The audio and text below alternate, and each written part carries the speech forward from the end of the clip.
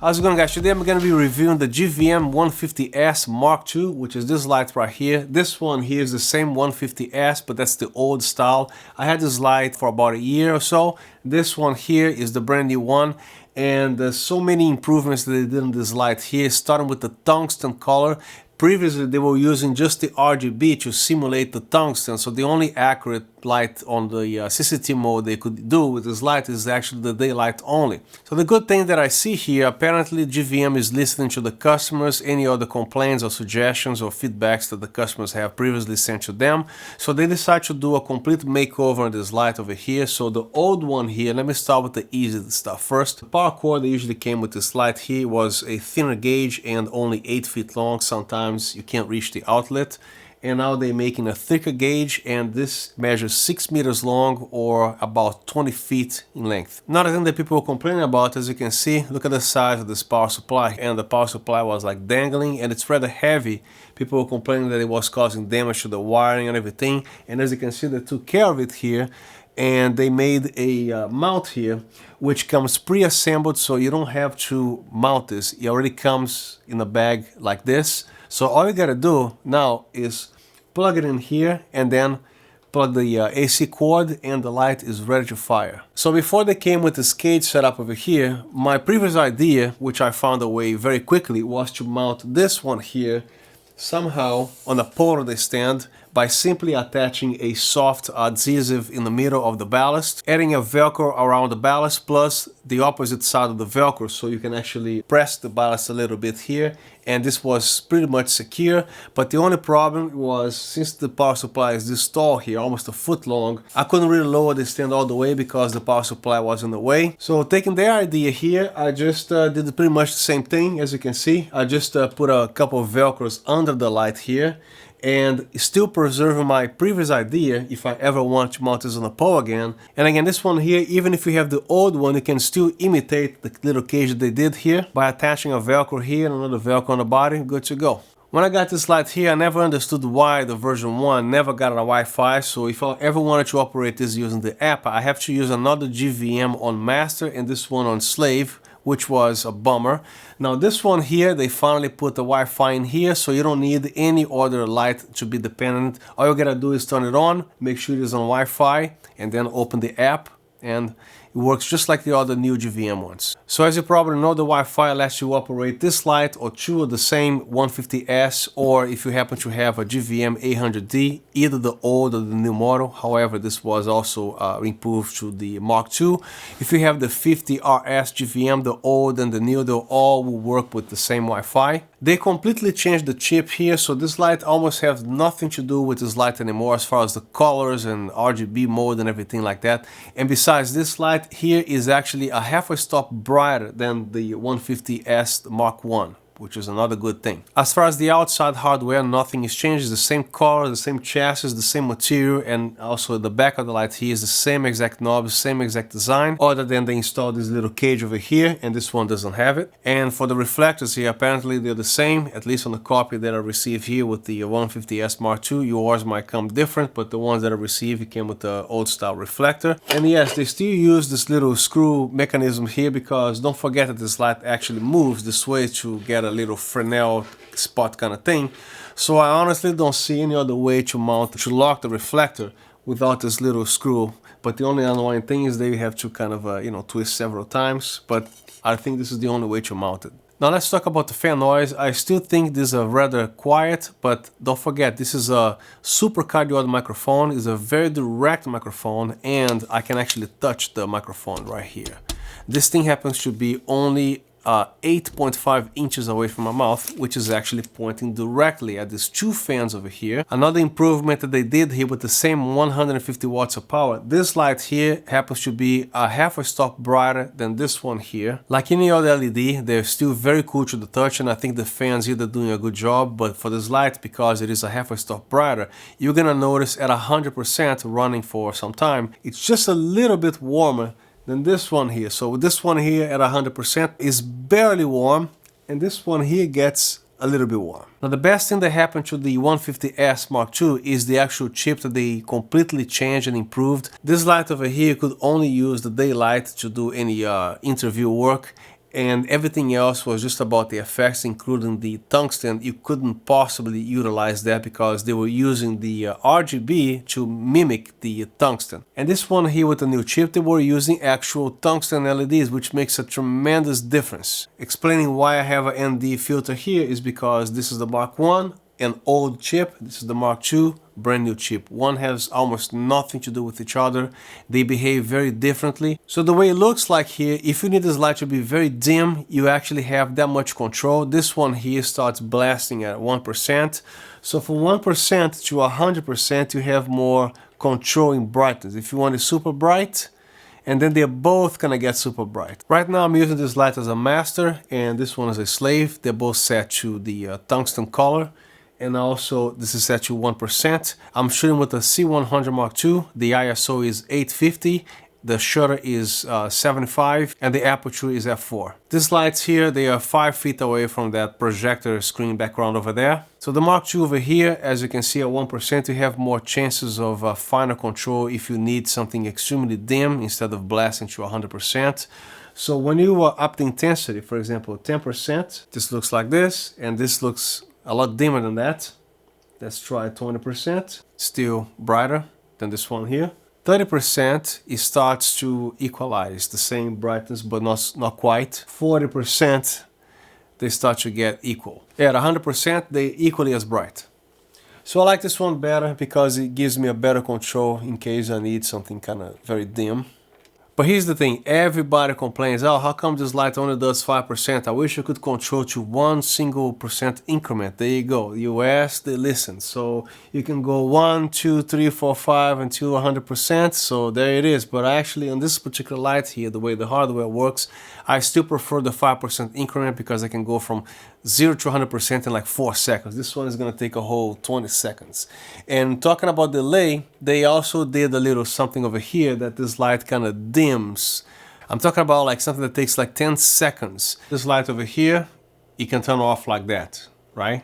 Boom. This one here, they put some kind of a dimmer thing going on. As you can see, it's like it's very gradual. The same thing to turn it on, it has like a delay.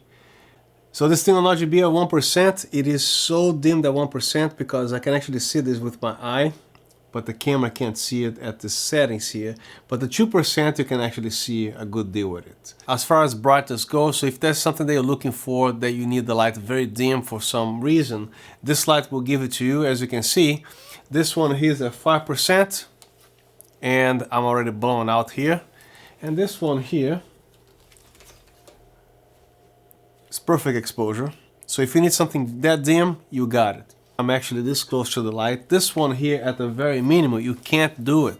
So that ruins your shot. So again, if that's something that you need, a light this dim, you got it. This has it. So this light over here, like most lights, when you turn it off or change settings, everything is like instant, right? You turn it on, turn it off. You want to change the colors, everything is like instant, right?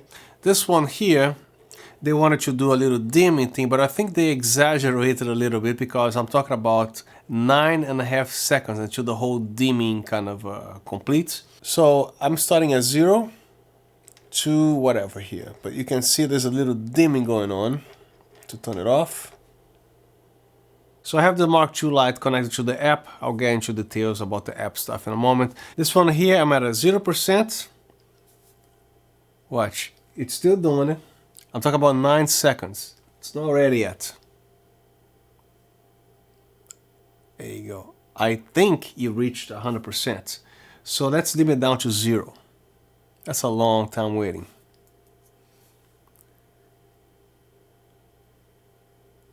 So I'm at daylight right now. So let's say that I want to change it to tungsten. Look how long it will take to switch to tungsten until it completes the cycle, right?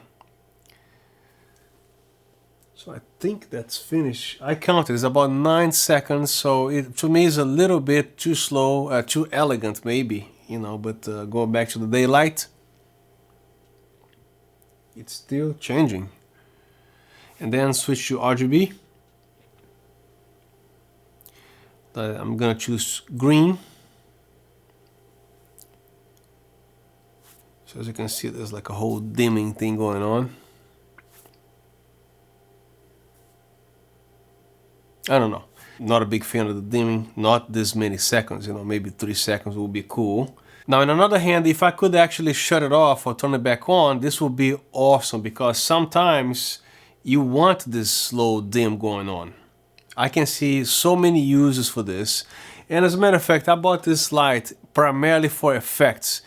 It has an RGB and CCT, but 99% of times that I use this light was always for effects. And speaking of effects, this one got no effects and this one is loaded with I think 8 effects here. So the only thing you could do with this light besides the RGB on a solid mode, plus this one doesn't have Wi-Fi, you depend on another GVM Wi-Fi enabled to be able to control it through the app. This one got everything. It's got the Wi-Fi, it's got the effect. Now for interview situations or using this light as a main key light with a daylight, for example, on CCT mode, I've seen most lights in the market falling slightly towards the magenta, just a tiny little bit, and these lights are no exception. The Mark 1 falls slightly on the magenta, just a little bit, and this one here actually is falling on the plus green side. It's nothing that you can't correct in post. I'm talking about a very minimal difference, but a little bit of color correction will get the problem out of the way.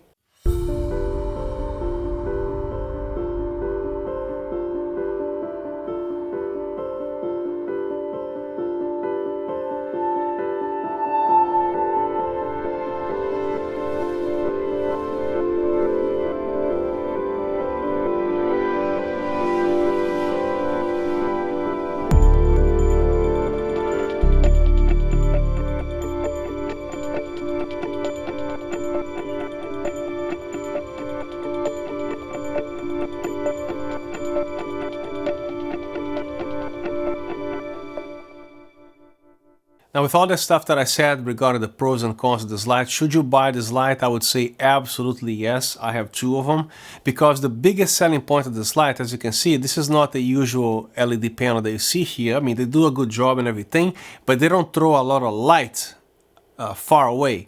And this one, you can mount all kinds of lighting modifiers with whatever it's got a bow mount on it, you can do it. And also the fact that you can do a little Fresnel here, like a little spotlight and everything. So what do we got here for 500 bucks? We got RGB, CCT mode, lighting effects, a Wi-Fi capability, app control. So how do I personally use the GVM 150S? I use this primarily, I would say 95% will be for effects. I'm talking about the RGB, including the actual effects that they put in this light now. And for CCT mode, interview mode, I use all the lights, but this one here is a must-have for coloring, like washing the wall and all kinds of colors and everything. This is definitely the light for you, especially at a modest price of $475 or $480. It's less than 500 bucks. Both lights, they use the same fan, nothing was changed, the same exact thing. So regarding fan noise, again, don't forget the light is right beside me here. The microphone is a very directional microphone pointing at my mouth, and the light is less than 10 inches away. And this light here primarily going to be using at least for, like, shining some colors on the background and effects or interview. My softbox is like, 7 feet away or something like that. So I'm going to be moving the light. You will see how quiet the fan gets. But before I move the light, I'm going to show you the fan noise the way it is. The only light that's on is this light. I'm going to give you 5 or 6 seconds of silence.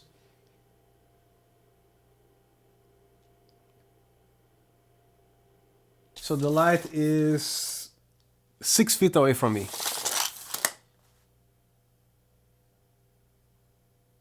And that's the fan noise they're going to hear. Now next I'm going to be showing you guys the effect that they load in this light here, but most YouTube videos that you see when it comes to the effects, they only show like, I don't know, a quarter second of each effect, which doesn't do any justice. And I believe the effects is something that you guys definitely want to check it out. And the way I review my lights here, for example, the effects, is the same situation like if you were in the same room with me side by side. So I'm going to be showing you guys each effect to the whole duration of each one. Even though this light can be controlled by the app, which by the way it's called GVM Easily, now to access the lighting effects you have to physically press the button here by going to the mode button until you find something called special light. So I'm going to show you real quick the 8 effects and then I'll go back to them. Party mode, disco, paparazzi, lighting, cop car, candle, TV, bat bulb, and then back to party. So the party mode looks like this. You can actually change your brightness from 0 to 1% increments all the way to 100%. And also they have a timing feature here. Right now at 100 milliseconds looks like this. If you change it to 200, it's gonna slow it down a little bit. And this can go from 100 milliseconds all the way to 5 seconds, which is the 5,000 milliseconds. So it's up to you what you want to do. If you want to do like a half a second, which is 500 milliseconds, it looks like this. Like every half a second, it's going to change the colors. And then 1,000 milliseconds is a full second. This is the disco. They both look very similar at 100 milliseconds. Almost no difference. There's a micro little fade over here, and the disco light is more like abruptive. Now when you change to 200 milliseconds, you can see the difference already. The disco, going back to the special light, the party mode, there's a little like fade going on. Back to disco is more like abruptive. Next we have the paparazzi. Now the lightning, I wish all the manufacturers that did the same thing that they did over here. See, it just goes once. And then you hit the button when you feel like it, or when it's the next time for your movie to have the other lightning storm, right? Because every single LED that I've seen, it keeps repeating one thing after another.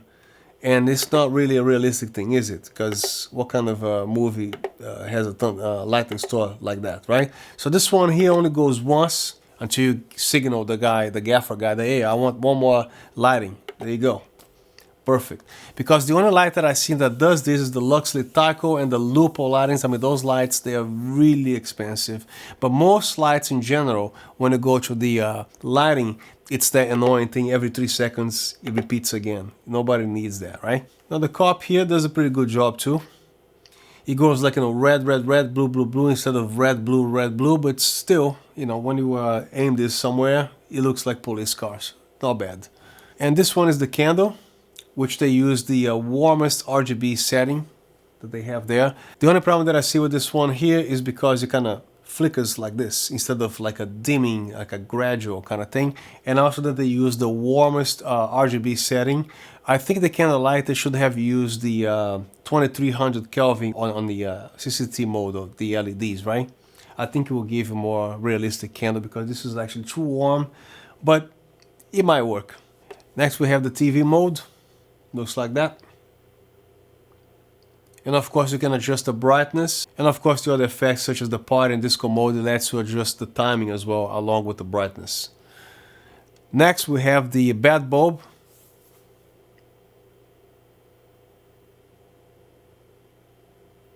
So that's the whole cycle. This one is cool because not only you can adjust the brightness, but you can also control the color temperature. Right now it's at 5600 Kelvin, and then all the way to 3200. So whatever it is you want to do with the bad bulb, you can have a tungsten bad bulb or a daylight bad bulb, or somewhere in between. So with the candle light, I wish they used this one, the CCT mode. It looks a lot more natural, which is the tungsten color, instead of this here.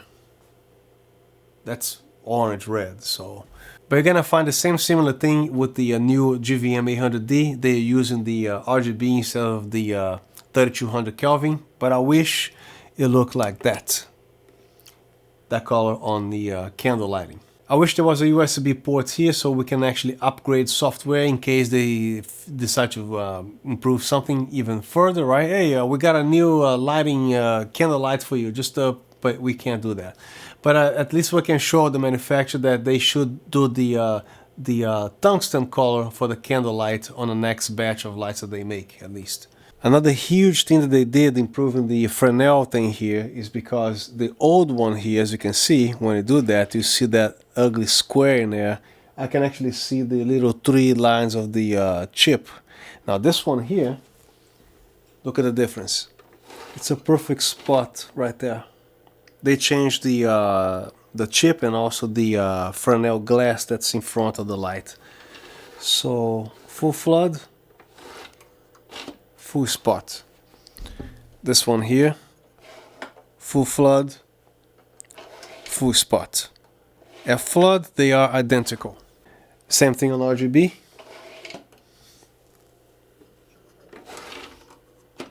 Right now I have the light at CCT mode on daylight, 5600 degrees Kelvin, and this is the C100 Mark II with the picture profile enabled, and I didn't use any gray cards. I just dialed on the camera on custom Kelvin to 5600, and this is how my color reproduction on skin tones look like with this light, with the camera set to manual 5600 Kelvin.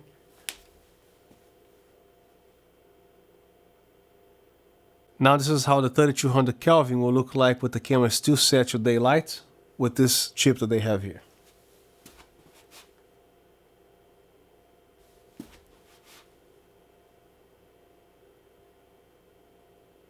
I think it looks pretty good for the way it is without any color correction. If this is the first time you're seeing or buying this light, the rear panel here is very simple to operate. First, this button, that's the button that powers on the light.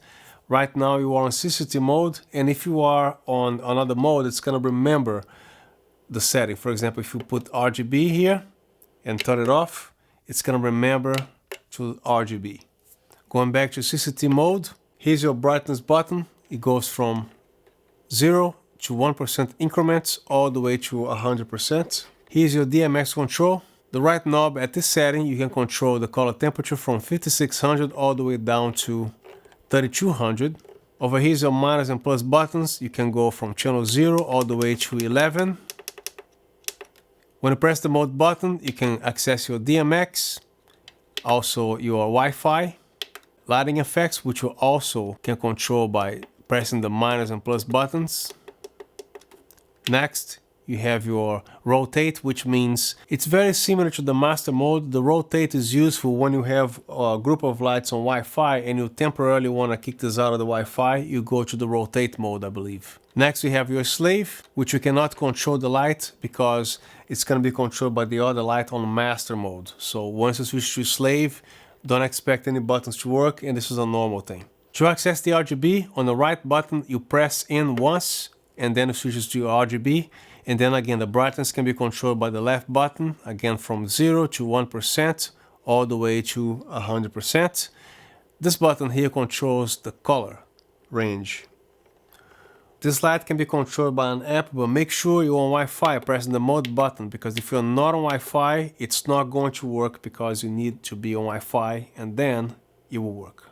Before you attempt to connect this light to your app, you gotta make sure you are not on your home network and that you're also on your Wi-Fi mode on your light, otherwise you will never connect. Once you select Wi-Fi on your light, the default ID name that's gonna appear on your phone is called GVM _ LED, all caps. And the password will be low caps GVM _ admin. Once you are on your app, you should be connected unless you have a VPN. If you do have a VPN, you have to make sure to add that network, which is this light, to the trusted network, otherwise your light will never connect. If you don't have a VPN, skip this step. So once you're connected, on the very top left of this app, when you press those little three bars, you have your system settings, which you can choose the phone to vibrate or not. I don't think that works on iOS on RGB mode, but if you have a bicolor light, the vibration will work.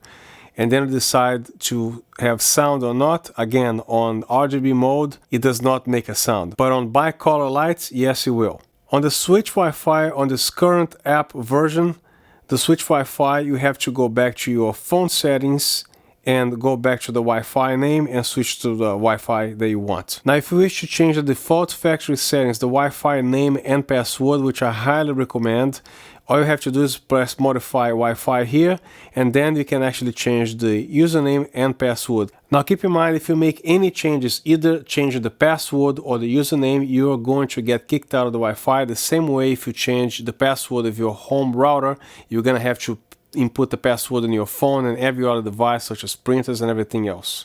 Then you have to go back to settings, make sure your new name appears. In my case is a GVM _ 150S Mark II.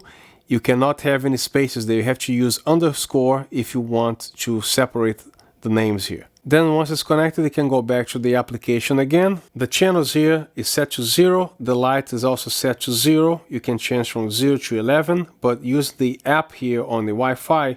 It doesn't matter if you are on 0 or 11 or any of these numbers, the light will work regardless. And then on CCT mode, right now is at 5600 Kelvin. You slide this bar all the way down to 3200 Kelvin. You watch the light change to the color that you want. And also you can adjust your brightness from 0 to 1% to 100%. This new model here on the RGB 150S, as you can see, there's a slight delay in brightness, so it takes a while. Right now I slide it to 0. It takes a full 9 seconds until this whole thing comes to a complete stop. And then when you engage your brightness again, you gotta wait a little bit. Right now I'm at 33%, so it takes about 9 seconds for that to park again. And again, a full brightness, another 9 seconds until the light is reaching at 100%. Now the cool thing here, if you want to go to the RGB mode, all you have to do is tap anywhere on that disk. It will immediately switch to the RGB. If you want to go back to CCT mode, either daylight or tungsten or something in between, all you gotta do is touch the bar. It switches to the CCT mode, daylight or tungsten. You want to go back to RGB, tap on the disk anywhere, it jumps to RGB again. And then you make a selection here, and again, this light has a slight delay. You gotta wait a little bit. Switching to magenta, for example, it gradually, slowly switches to magenta.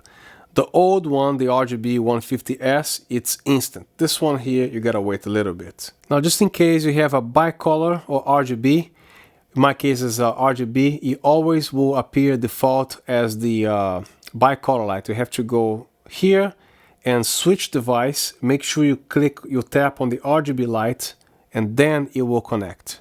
Connecting. Another very important thing for you to know, if you happen to change the Wi-Fi password on your light or the username or anything, I would highly recommend that you quit the app and relaunch the app. Or if you have the app closed for a long time, I would recommend that you restart the app again. So if something is not working, all you have to do is to quit the app, relaunch the app. You gotta make sure you connect to the RGB, and then it will connect again without any problem whatsoever. So that's pretty much all I got for this review. If you care to give me a thumbs up, that tells me that I'm doing a good job and also improves the algorithms with my channel. And if you like what I saw and if lighting is your thing, please consider subscribing to this channel, because all I do here primarily is about lighting. And again, thank you very much for visiting my channel, and I'll see you next time.